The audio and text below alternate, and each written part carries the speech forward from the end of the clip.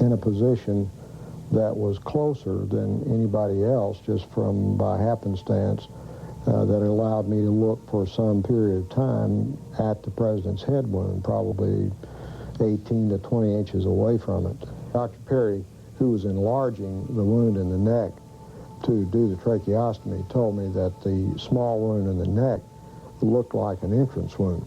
The head wound that I saw was a very large wound in the right posterior part of the head. Well, where did you think the shots had come from? What did you think?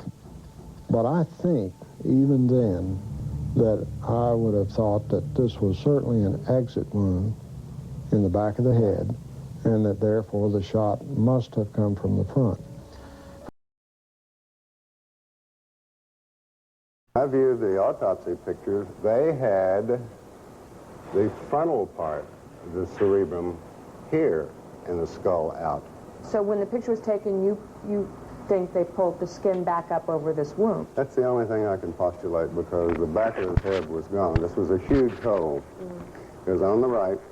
It was 9 to 10 centimeters across, and you could look right into the brain. Crenshaw. Large hole is at the front of the head. See something else. This is just almost a personal question. Are you pretty comfortable today with the notion that someone was firing at President Kennedy somewhere from the front? Yes. Are you equally comfortable, or are you not comfortable with the notion that there is forgery of some sort in the official documents of this? I feel there probably is. I certainly could not be held down to saying exactly how that is, or even approximately how it is, perhaps. But I feel that there has been some kind of attempt to cover up what was going on. Let me show you, to my best recollection, what the wound looked like to me that day in Trauma Room 1. Before each doctor looked at the photos, he described the wounds he had seen back in 1963. I could see the president's head wound quite well, and I was probably looking into a wound that was on the lateral or the side part of the head and the back part of the head. It would be this portion of the head right here. As I remember, it's like this, that there was a big wound, big deficit in his skull and the temporal parietal area.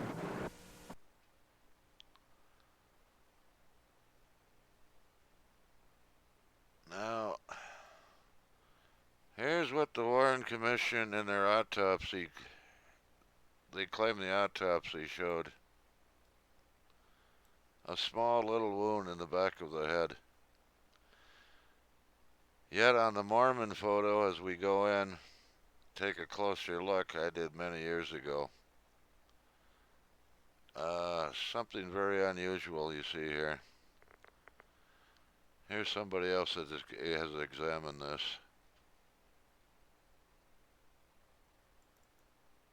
Inconsistencies within, and the pristine Mary Moorman photograph allowed me to go in and actually measure the wound optically without image processing. As we go into the wound and as we expand the wound and magnify it, you can see that the pixel elements, or each one of these little dots, is represented by dark squares or light squares. Now, if there were no wound in the rear of President Kennedy's head, all of the squares would be the basic reflective value, or the basic shade of gray, that his normal hair coloring would be on this day. Every time, in my years of experience with this, when there is a concave or convex area that is a deformation of the overall image, there is absolutely no question that the case is, as it goes darker under this situation, that this is going from an area on the top of President Kennedy's head down into an extremely deep hole, because the entrance wound that supported this exit wound was fired from the right frontal area of President Kennedy, and it exited through the rear. Instead of trying to find shooters or gunmen in the photograph. Well, I tried to find shooters in the photographs, and I found a few other things too. Now, before these images were made, were found, the Warren Commission defenders had some little hope, some case to keep fending off reality and truth. But even with this truth before their very eyes, they're still trying to deny this fact. Now, is this the only image I've got of the back of the president's head? No.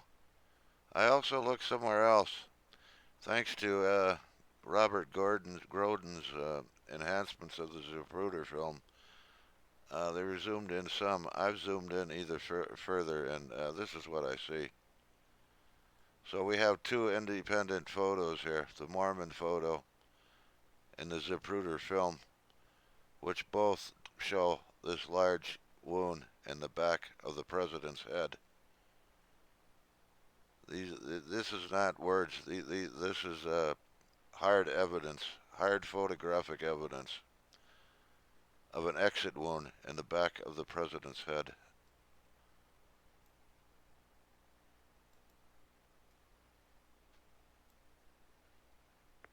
How they can deny that? They could deny anything.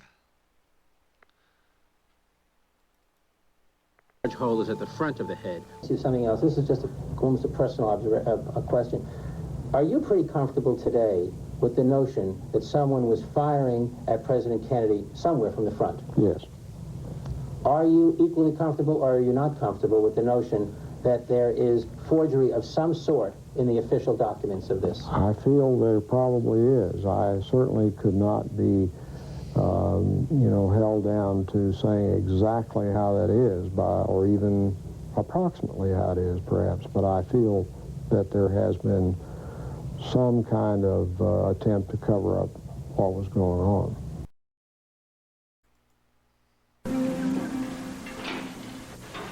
Darrow Tomlinson, a Parkland Hospital employee, reenacts how he found that bullet on a stretcher.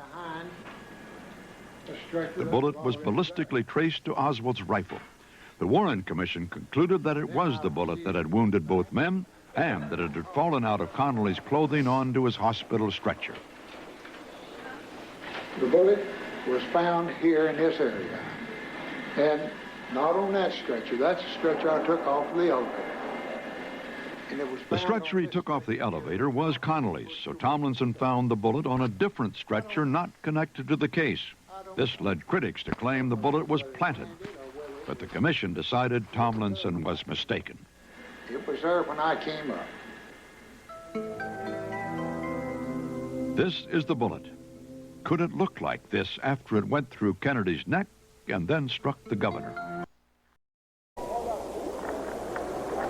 But after the body arrived at Bethesda Naval Hospital for the autopsy, many problems followed. The autopsy should have determined how the gunshots killed Kennedy and where the bullets entered and exited his body. Dr. James Humes, a Naval Hospital pathologist, not a forensic expert, was in charge. This was his first autopsy involving gunshot wounds. It resulted in many irregularities.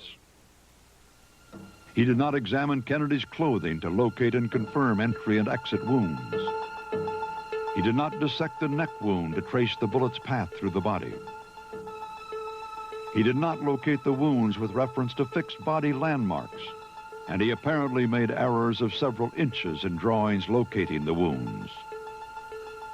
He did not properly examine the brain, which disappeared some years later and has not been found since.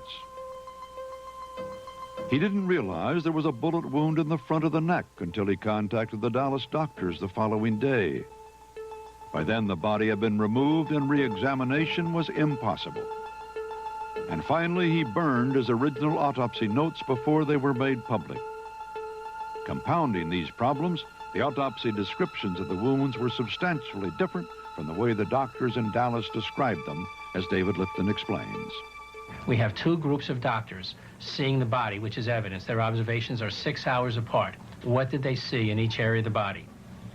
In the area of the neck, President Kennedy suffered a wound in Dallas, which was described as an entry wound. If Kennedy was shot from behind, the wound on the front of his neck had to be an exit wound.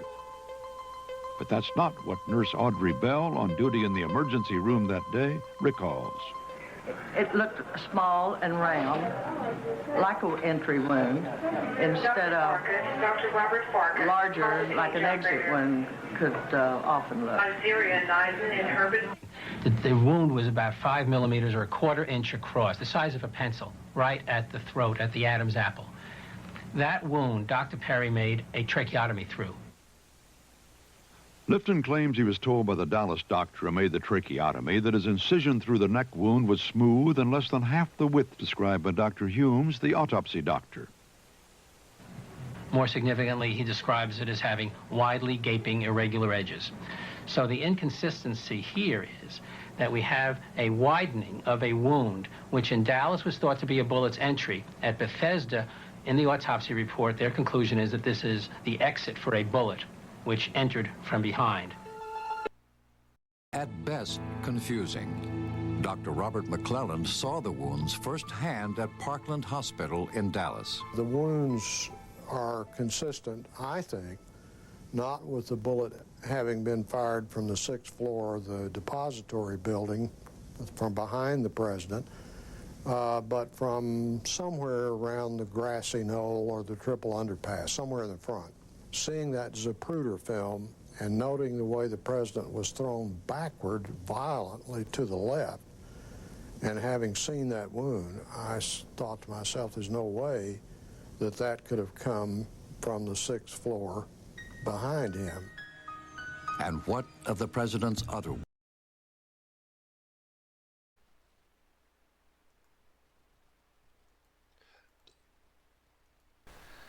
The Warren Commission's guided missile.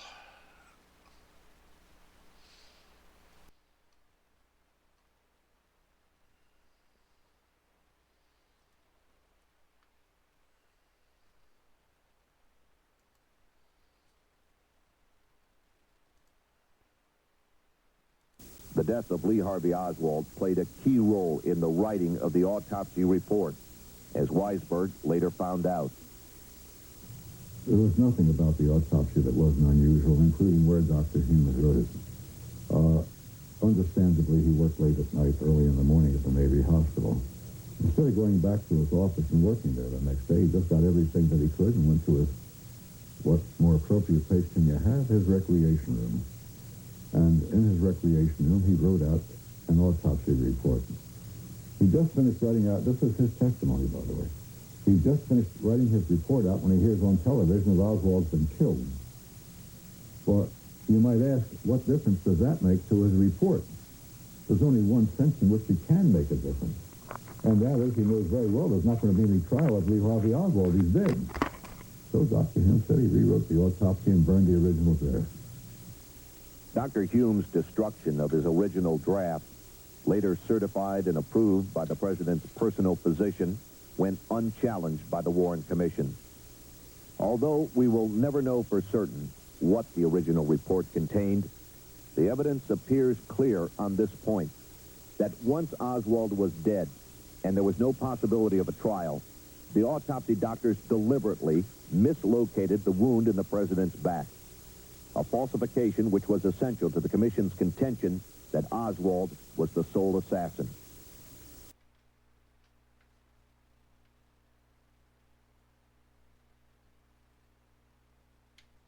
At all. They did not even do a research project enough to find out who all was in the room. Only those people who wrote up their comments or what they saw were called for the Warren Commission. And you, being a young doctor, decided not to write up your comments. I didn't like the way the project was being handled. And afterwards, when everybody in Dallas knew it was Lee Harvey Oswald, and I didn't think so, I was not going to rock the boat.